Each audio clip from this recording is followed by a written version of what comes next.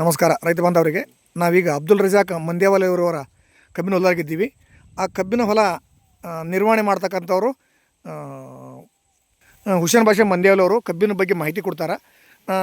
ನಮಸ್ಕಾರ ಹುಸೇನ್ ಬಾಷಾ ಅವರ. ಈ ಕಬ್ಬಿಗೆ ಏನೇನು ಔಷಧಗಳನ್ನು ಕೊಟ್ಟಿರಿ ಸರ?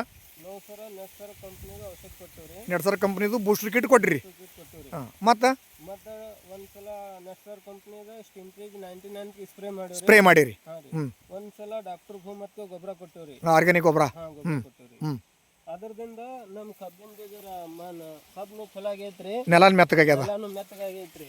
ಏಕ್ದಮ್ ಕಬ್ಬು ಜರ ಗಡ್ಡಿನೂ ಬಕ್ ಹೊಡೆದೈತ್ರಿ. ನೋಡ್ರಿ ಗಡ್ಡಿ ಹೊಡೆದಿದ್ದು ತೋರಿಸ್ತಾರೆ.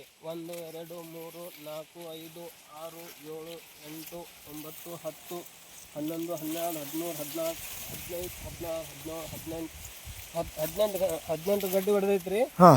ಮತ್ತು ಈ ನಮ್ಗೆ ಚಲೋ ಅನ್ಸಿದೆ ಡಾಕ್ಟರ್ ಭೂಮಿ ಗೊಬ್ಬರ ರೀ. ಡಾಕ್ಟರ್ ಭೂಮಾ ಮತ್ತು ನೆಟ್ಸರ್ಬದ ಬೂಸ್ಟರ್ ಕಿಟ್ನು ಕೊಟ್ಟಿರಿ. ಅದರಿಂದ ಭೂಮಿ ಮೆತ್ತಗಾಗ್ಯದ ನಿಮ್ಮದು. ನಿಮ್ಮ ತಂದೆಯವ್ರು ಹೇಳ್ತಿದ್ರು ಹೊಲದಾಗ ಎರೆಹುಳ ಹುಟ್ಟು ಆಗ್ಯಾವತ್ತು ಹೇಳಕತ್ತಿದ್ರು. ಎರೆಹುಳ ಆಗ್ಯಾವ ಭೂಮಿಗೆ. ಈಗ ಮಳೆ ಇಲ್ಲ ಅಂದ್ರೂ ನಿಮ್ಮ ಸುತ್ತಮುತ್ತಲಿನ ಶಿವಾರದಾಗ ಏನು ನೋಡಿದ್ರೆ ನಿಮ್ಮ ಕಬ್ಬು ಎತ್ತರ ಅದ. ಆಮೇಲೆ ಸರ್ಕಾರಿ ಗೊಬ್ಬರ ಕೊಟ್ಟಿದ್ದು ನಿಮ್ಮ ಕಾಕೋರು ಇನ್ನೊಂದು ಪ್ಲಾಟ್ ಅದ. ಆ ಪ್ಲಾಟಿಗೆ ಈ ಪ್ಲಾಟಿಗೆ ಏನು ವ್ಯತ್ಯಾಸ ಅದ? ವ್ಯತ್ಯಾಸ ಅಂದ್ರೆ ಏನು ಸರ್, ಅದು ಜರ ನೀರು ತಡ್ಕೊಳ್ಳಲಾಗ್ಯದ.